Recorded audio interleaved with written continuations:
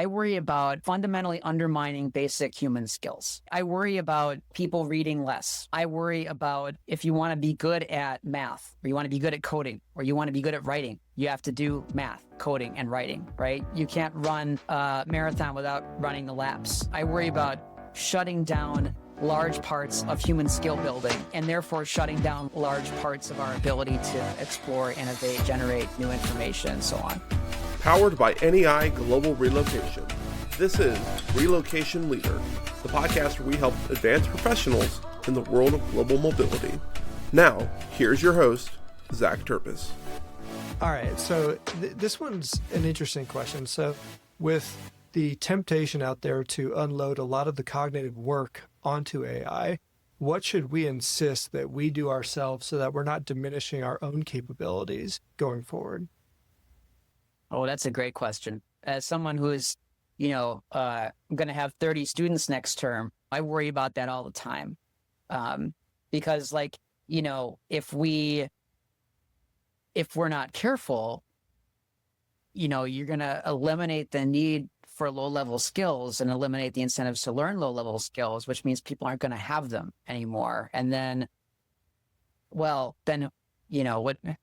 So here's my one-word answer. Oversight, right? Oversight is a key thing we must insist on doing ourselves. If you have an AI agent that's writing code for you and you're checking in like 1 million lines of code, somebody's got to verify that's not garbage, right? If you have AI write motion, right? A legal motion, somebody's got to look at that and say, this isn't complete nonsense, right? Somebody's got to be able to do that, right? So oversight, I think, is the key thing that we must insist on keeping human hands on the, on the wheel, right? And then that has all kinds of implications downstream for what kind of skills do humans need to retain, right? Well, we need to retain the ability to effectively do that oversight, which means we need to be able to look at something that AI has generated and say, this is good, this is not good, which means we need all the skills that AI is encoding anyway. We have to have learned that stuff, I think that's, to me, that's the implication is if you buy oversight as a key thing, right, then there's all these downstream implications for things that we also must insist that humans still are able to do effectively.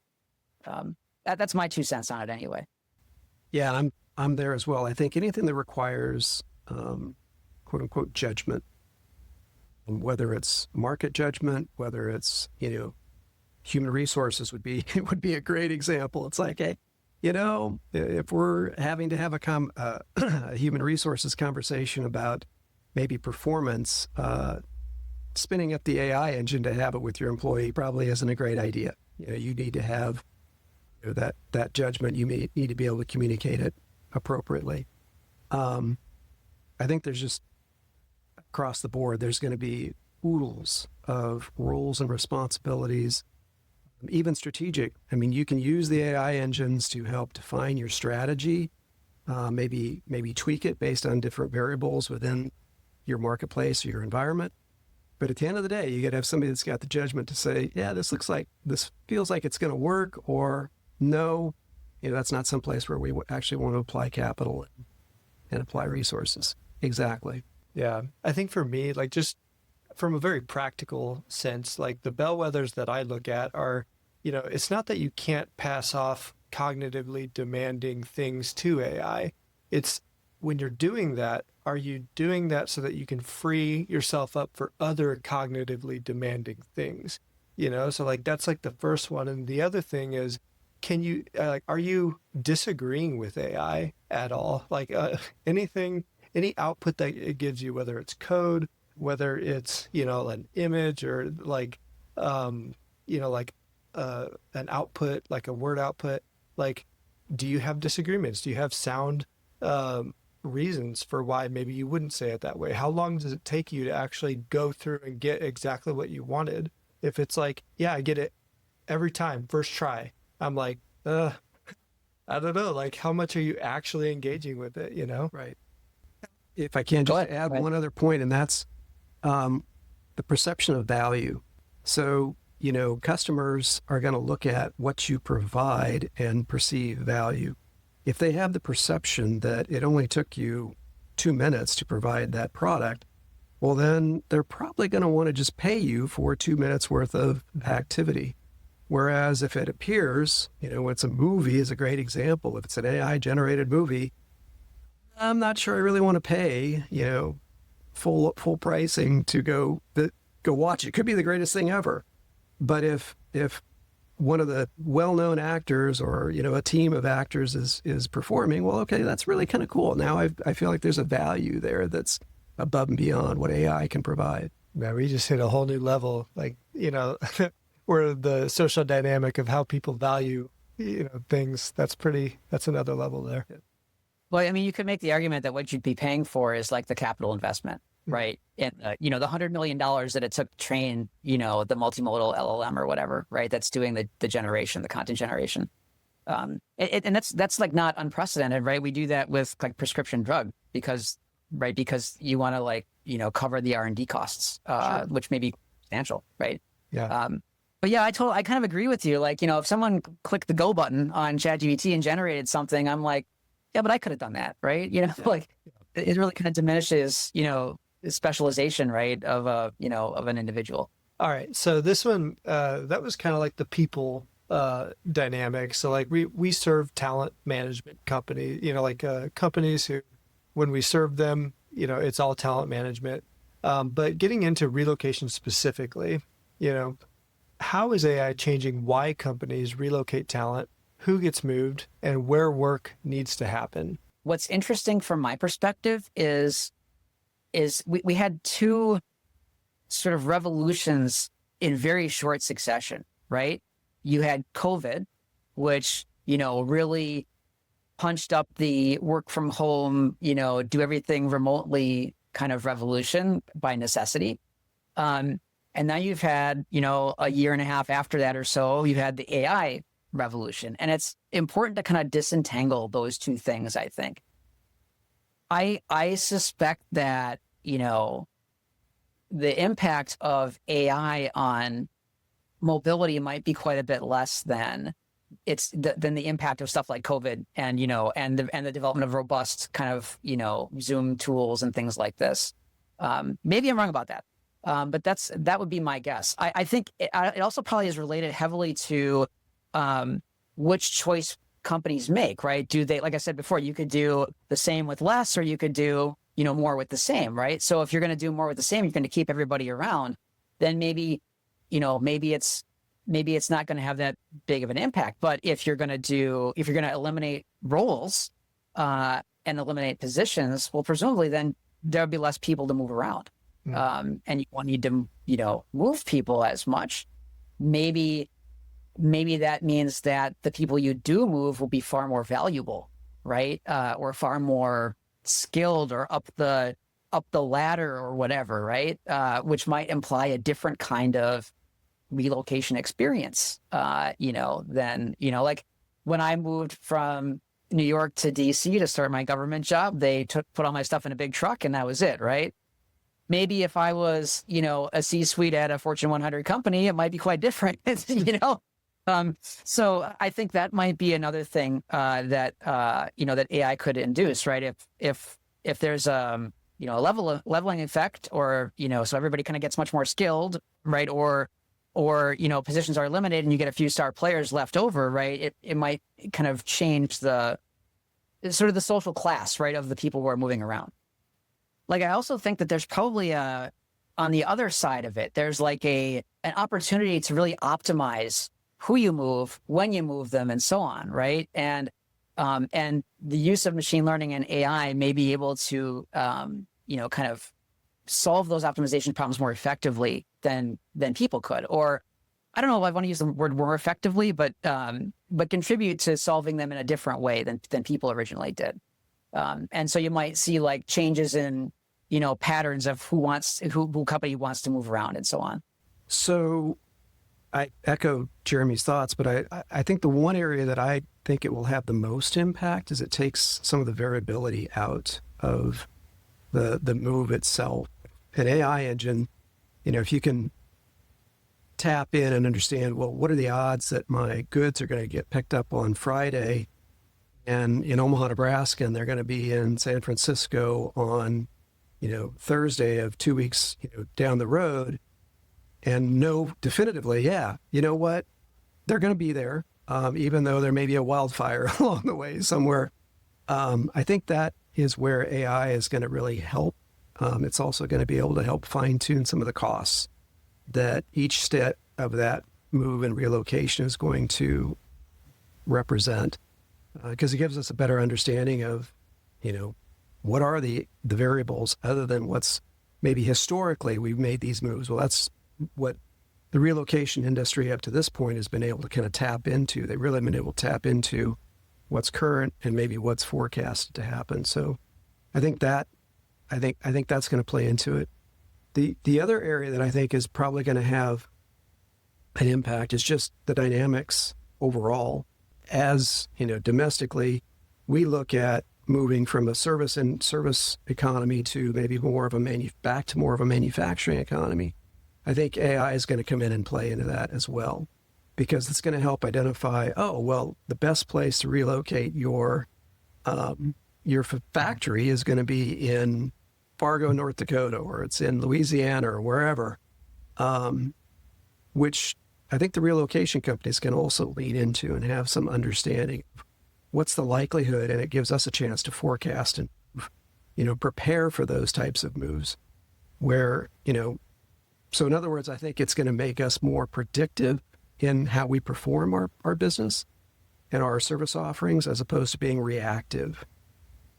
I think one of my takes is that, that's highly dependent on what the economy looks like. And to your point, if this is more of a measured rollout, then it's not going to break the economy to the degree that, some people might think. And as long as the economy is moving forward, there will always be a need to move people from A to B, and like, it does kind of scare me what not just relocation would look like, but the workforce in general would look like if there was this like incredibly fast adoption or advancement, but it sounds like as long as it's more of like a measured rollout, we're going to find opportunities to, and the productivity, like you said, Jeremy, and I think that to some degree, competition will ensure that people think about doing more with what they have rather than scaling back and creating the same baseline. So I think there are some other sort of factors in play here, like human nature type factors, that as long as we don't break the economy or break the system, like we can probably count on people still finding a lot of value in relocation. I agree. Yeah, I also think that, for what it's worth, it seems pretty clear to me from the last few years that that corporate leaders seem to prefer to have at least some in-office presence, regularly, right? For whatever reason, right? A variety of reasons, right? And that being the case, right? I'm not sure that AI will change that very much. So thinking about the demand side for relocation, I think it's going to be smooth. That would be my guess. Yeah. So I want to get your thoughts, because every company has sort of handled AI in their own way. People talk and some people pull from, this company or this person over here. But I think, Dar, correct me if I'm wrong, a lot of the ways that we've been thinking about how to use AI have been, we don't want to just AI everything just because, right? Right. But to get a good idea of what we could use AI for, we just, for the sake of argument, lay feasibility aside, and we say, if we could build anything, what would we build, And then once we have a good idea of that, then we bring, feasibility back to the table and say, what is most likely, Is that a fair estimate? I think it is a fair estimate. So getting your opinion on, is that how companies can optimize how we work with AI going forward? Is there a better way? What are your thoughts on that? When I was in government, I did a lot of brainstorming, a lot of structured, facilitated brainstorming sessions, right? And, I worked with a lot of people who did that for a living and did it very well, in kind of very high pressure situations with, super intimidating people in the room, right? And I think that was what you're describing is like a best practice, in my humble opinion, for doing stuff like that, right? Think about all the things you could possibly do. Don't worry about constraints. And then after you think about all the things you could possibly do, you're as creative as possible. Then you start layering on the constraints, right? And asking, all right, well, what's still feasible, after we've brainstormed all these different ideas.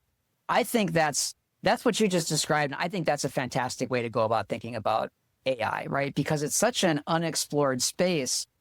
Like, to me, assuming you understand the constraints fully, right, is a mistake, right? You might miss out. You might, estimate that badly and then just rule out stuff right from the get-go. If you start by saying, what's possible, what can we do? What's a small incremental thing we can do, right? I think you might miss something big, right? Something transformative.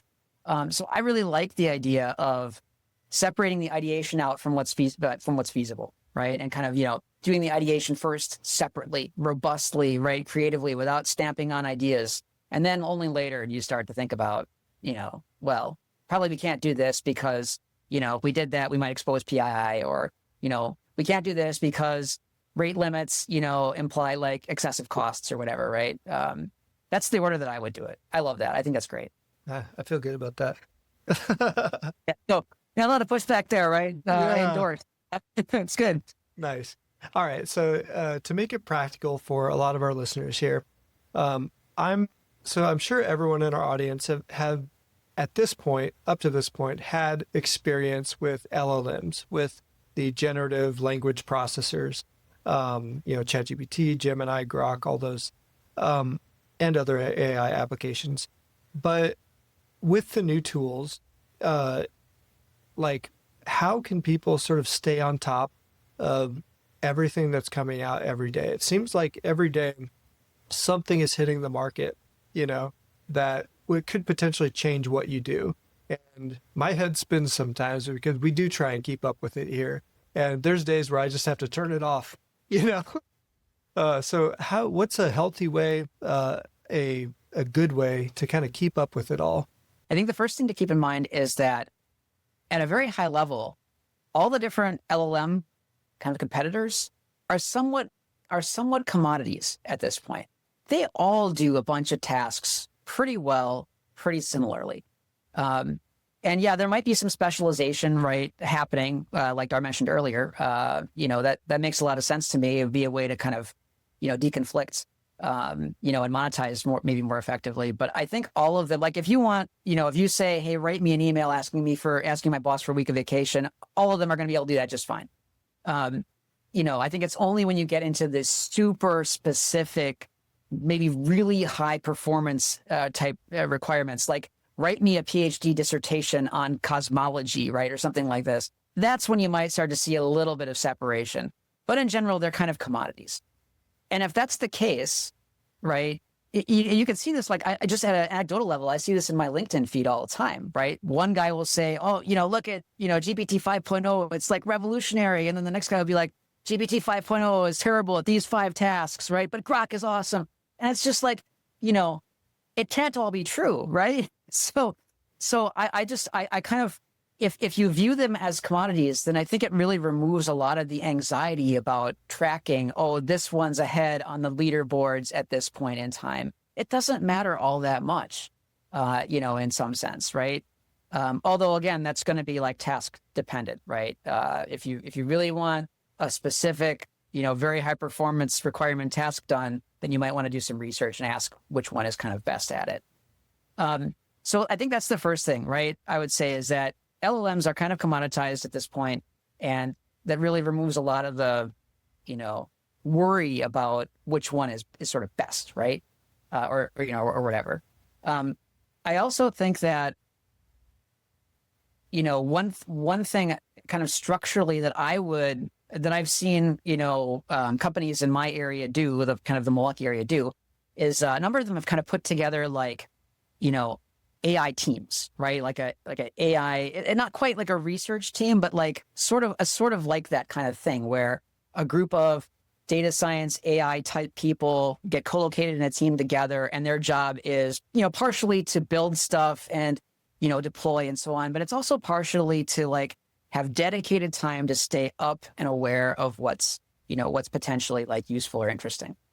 I don't think, to me, that kind of specialization is really useful, because, I don't think you want to decentralize across your whole organization, responsibility for figuring out what the AI strategy should be. There should be like a group of people who are good at that, who are in that space, who understand that literature, who can read those things, right? And their job should be the job to figure out kind of what might be worth focusing on in the future. If that's the case, then like, Zach, you don't have to worry about it, right? That just gets offloaded to, one of the teams under Dar, right? Whose job is to do that kind of stuff. That's how you could imagine implementing something like that. At an individual level, maybe it goes back to some of that, what we were talking about earlier with what's the responsibility of a company versus, an individual, right? So like I said, well, I think individuals should be intellectually curious, right? And they should be interested in trying new things. So at an individual level, right, if there are tools available, then, maybe learning to use those tools is the appropriate focus for the individual, right, whose job is not specialized on the AI question of what's next, right? We've got enterprise tools, right? We paid for them. We've had them for a year. You figure out how to use those tools effectively. And then maybe you get involved in the requirements process and you say like, well, this tool does this pretty well, but, I really wish it would do this, and then the AI team can take that and say, all right, well, then let's figure out, how we can make that happen, in the next fiscal year or whatever. That's how I kind of think of it. It's like there's specialization involved, right? Not everybody should have to face the anxiety of having to cope with 20,000 new papers a month on archive or whatever. Yeah. A lot of that anxiety came from was when agents first launched, or like when I became first aware that you can build these agents, and I was like, well, then I just have to have awareness of all the things that you can attach to it, right? And so I stayed in that mode for maybe a couple weeks, and then I was like, wait a minute, why don't I just look at our processes, like what we do right now, and see like when for the idea of like building agents, like maybe we can just focus on our current processes and then take it from there. The other thing I would say is that like, you don't want to say to yourself, hey, how can I AI today? Right. I think that's like a foolish, with respect, right? That's a foolish way to look at the world, right? I think what you want to do is, and I when I came out and visited you guys 2 years ago, I said this kind of exact thing. I said, like, find something that's annoying, right? Mm-hmm. Find a specific business process that's irritating, that you hate, really bothers you, and then just, use your AI tools that you have available to fix it, right? Mm-hmm. And again, right, then this removes, the need to stay up and up with what's up and coming. You're just focused on like making your life better in a very practical way. That's how I look at it anyway. I'd welcome, some wisdom from the actual executive who's here. Well, I think it is a fair estimate. Thank you. I'm in agreement in terms of, you can use AI to help you summarize, hey, what's new in AI? And basically, and I would recommend using other engines too. Don't just depend on ChatGPT, but use Copilot, use Gemini, use Grok. But I think the bigger, I guess for me, I'll just say, as we start introducing, interactivity or integration with AI engines to other platforms for doing non-PII work, non-client specific work, but trying to make sure that, we're picking solutions that are sustainable, because these things are changing so fast. And I think the other question in the back of my mind is, changing within it, having something live and changing within 18 months, that's probably reasonable. But if I take something live and I have to change it every quarter, I have to go touch it and address it every quarter, and I don't have an AI solution to do that, well, that becomes to be a cost, that we, have to figure out if the juice is worth the squeeze. Or, in terms of being up on the platforms, pick a couple, 2 or 3, lean into those.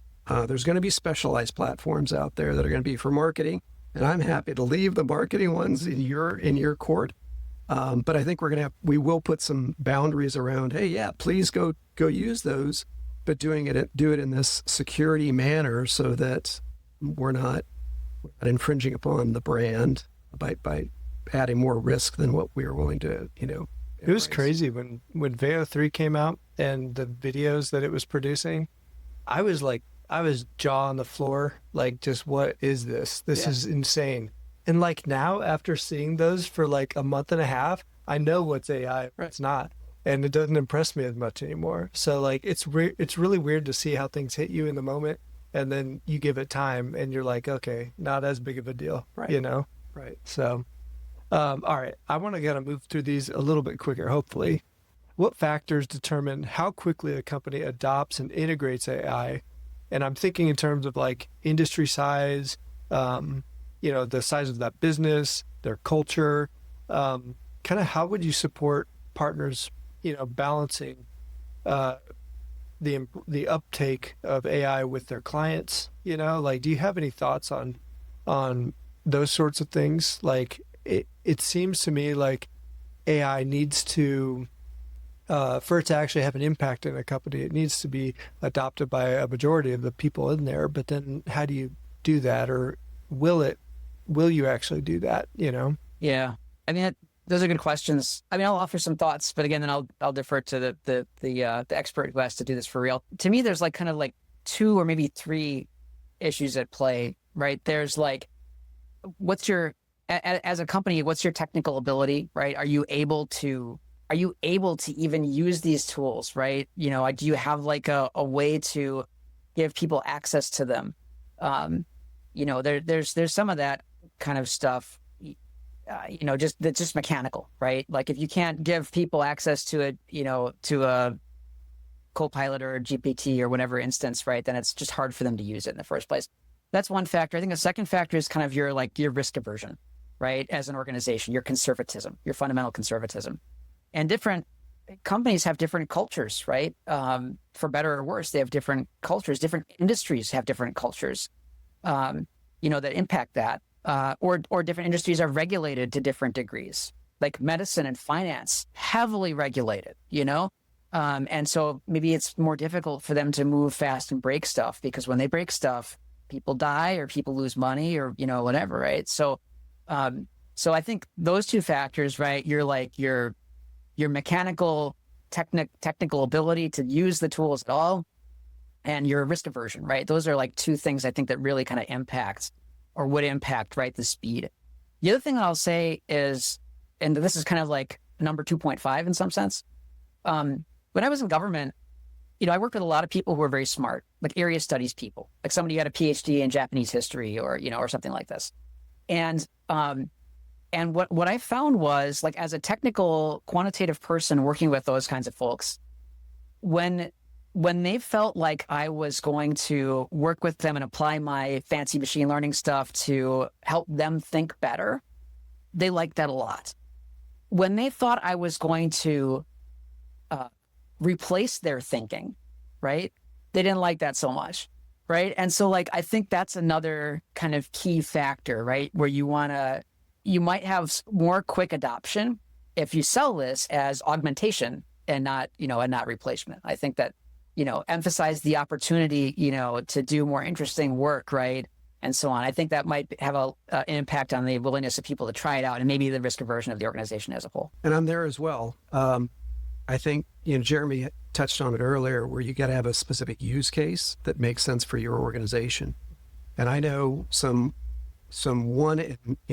2 people organizations in our area that have embraced AI, and they're able to do almost their entire business functions, using AI, maintaining a website, taking payments, doing outreach, generating emails. It's incredible what they've done with just, a couple of individuals. Same thing, I've seen some very large organizations that have done some amazing things. But I've also seen some organizations that have embraced embraced AI without having a good business case or need, just to do it because it's there. Yeah, you can learn a lot, but you can also spend a lot of money frivolously. So I think whether it's NEI or whether it's, one of our suppliers, my advice would be pick that business case, test it, hey, we want to provide 24/7, contact service that is intelligent. We don't just want to provide white glove service during, 5 days a week, 8 to 5. Great use case. Let's embrace that. Let's figure out how to make AI help support that. That's the type of way to, I think, embrace AI. wise fashion. So what are you most cautious about, guys? Security, PII, security. And I'm curious what Jeremy's response is going to be on this, but I think number one, the AI engines are becoming more and more integrated into our various applications, whether it's your word processor, whether it's your search engine, whether it's timekeeping, payroll, your ERP systems, and trying to make sure that they are truly isolated so that that PII does not have a chance to get out into the wild. So I'll give you a quick analogy here about what I'm cautious about. So on that shelf back there, I have book Beowulf, right? Epic, Middle English poem. It's hundreds of lines long, and back in the day, right, before people became literate, if you wanted that poem performed in your court as like a lord or a baron or something, some dude had to memorize it and recite it for you, right? So people have argued that the advent of widespread literacy substantially diminished human ability to memorize stuff because we just didn't need to do it anymore. You can write it out, right? You don't need to memorize. It's like in Indiana Jones and the Last Crusade. I wrote this out because I didn't want to have to remember it, right? Movie reference, right? So, so that's what I worry about with AI. I worry about fundamentally undermining basic human skills, right? And we kind of touched on this earlier, right? But I worry about people reading less, right? I worry about people being unable to do research because they just naively accept the output of an AI, right? As an answer to a question. I worry about, if you want to be good at math, or you want to be good at coding, or you want to be good at writing, you have to do math, coding, and writing, right? You can't run a marathon without running the laps. You can't be in sports without doing the push-ups, right? And so on. So I worry about fundamentally eroding those kinds of things, right? The AI eroding those kinds of things. And then if that, were to happen, it's not like AI would magically save us all because we'd stop generating new information to train AIs. It would all become a self-referential bunch of nonsense, where an AI was learning from AI generated content. It would go nowhere. So that's the thing. That's a much higher level concern. Security is a good one, right? A lot of people worry about that. And I think that's a great one, right? That's a much higher level concern, so to speak, right? But as a person who's in higher education, that's what I worry about. I worry about shutting down large parts of human skill building, and therefore shutting down large parts of our ability to explore, innovate, generate new information, and so on. I think mine's very tangent to Jeremy's. Sorry, Dar.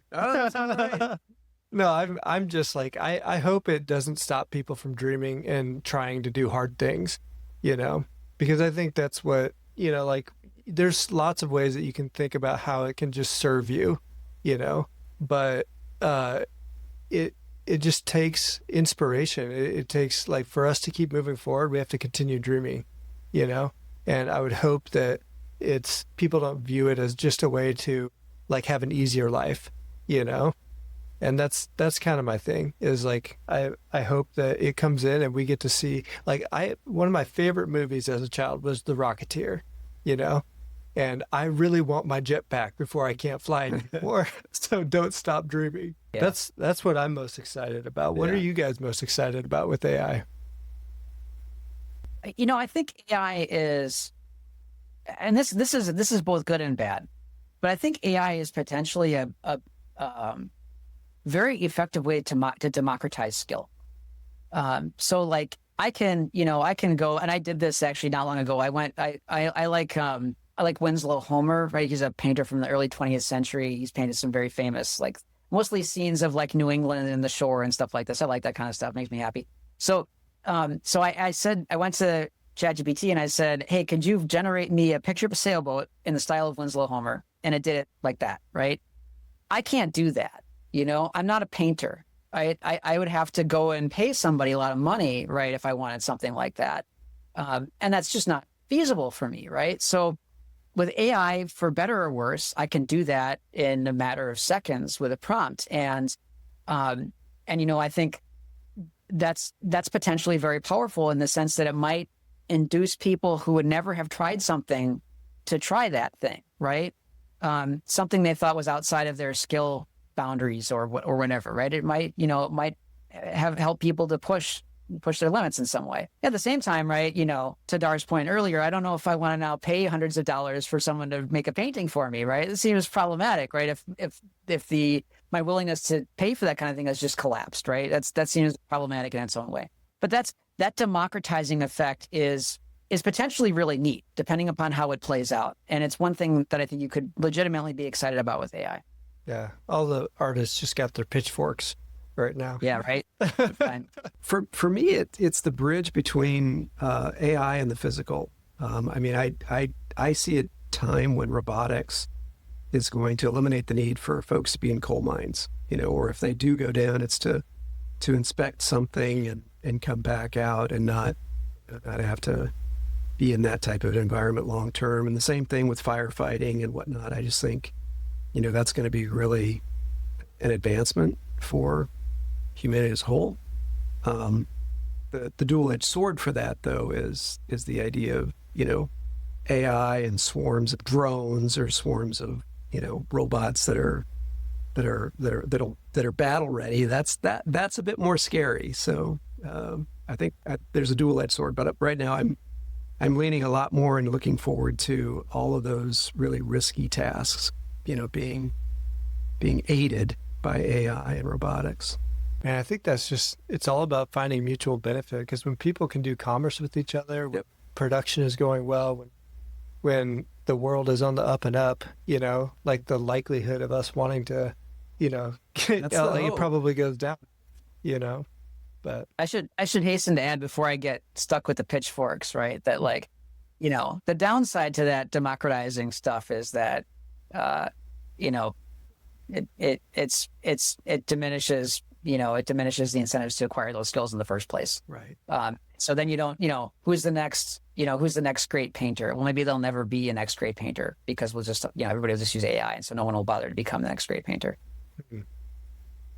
Man. Yeah, sorry, man. An honor there. Yeah, I know you asked about exciting, right, stuff, not scary stuff, right? So, right. We'll give you another shot. No, that was, it's good to think about those things though, because like a lot of the times when we're creating something, we can only see the benefit, and when we have to think about both sides, maybe it would shape how we're gonna create in the future. Well, I think that was an engaging discussion. I want to thank you, Jeremy, for coming on our podcast and, sharing your wisdom. Thank you, Dar, for adding so much to the conversation. That was another episode of Relocation Leader. Thank you guys for joining, and we'll see you back in 2 weeks. This has been Relocation Leader, the podcast where we help advanced professionals in the world of global mobility. Listen back here every 2 weeks for a new episode on NEIReload.com or on your favorite podcast platform. We'll see you next time.